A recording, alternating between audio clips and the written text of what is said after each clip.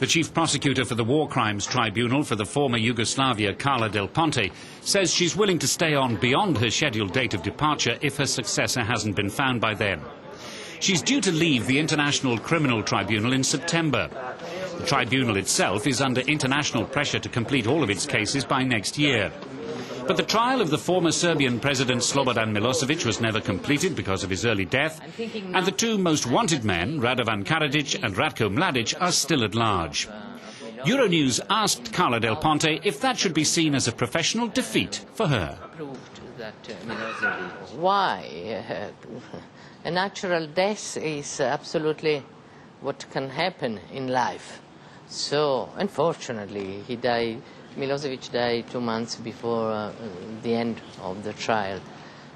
But we have done a lot of other trials. We conducted a lot of other trials, and the tribunal indicted 161 suspects, and more than 50 have been convicted and sentenced, 17 in appeals. So at the end, I think we were able to investigate and to put in court the most responsible for the crimes committed in former Yugoslavia during the conflict, crimes against humanity, war crimes and genocide. So that is for sure important.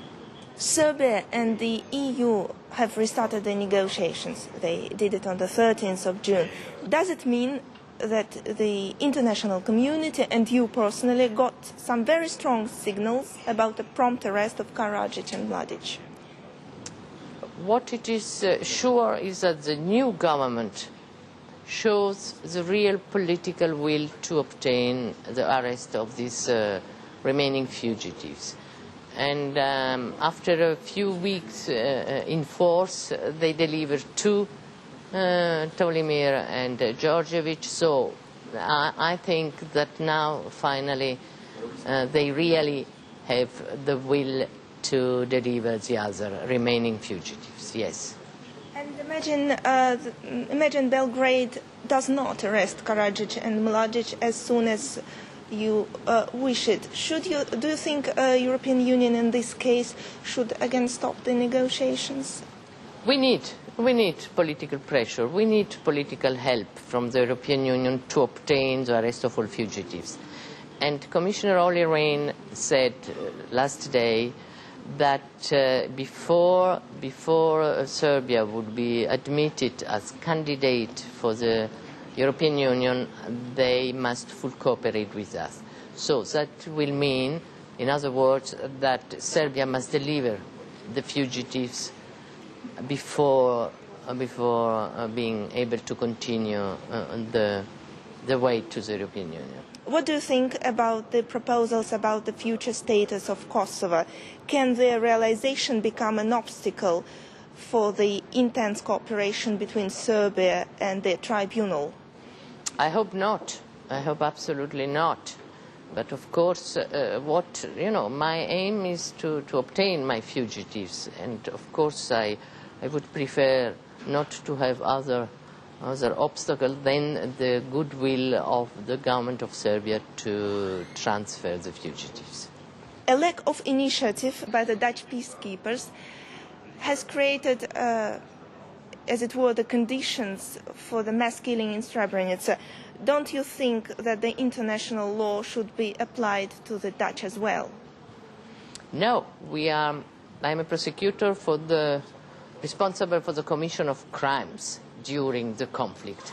I'm not entitled to investigate moral or political responsibilities. I'm not investigating the prevention of crimes. The crimes must be committed before I have jurisdiction to investigate. And which of your cases was most important to you, personally speaking? The achievements by the tribunal are that it was possible to put the high responsible, military or political, for this commission of crimes, who are not executing the crimes, who are sitting on a table and organizing and planifying the crimes, are put justice. That is the great achievement, because after Nuremberg and Tokyo, it was never done. So that is a great achievement. I don't know what I'm doing after, because I'm so busy now, as you know, that I will have time after to decide what to do. And of course it depends from my government, because I'm still attached, when I go back, I'm still attached to the Ministry of Justice in Switzerland. Thank you very much indeed. Thank you. Thank you.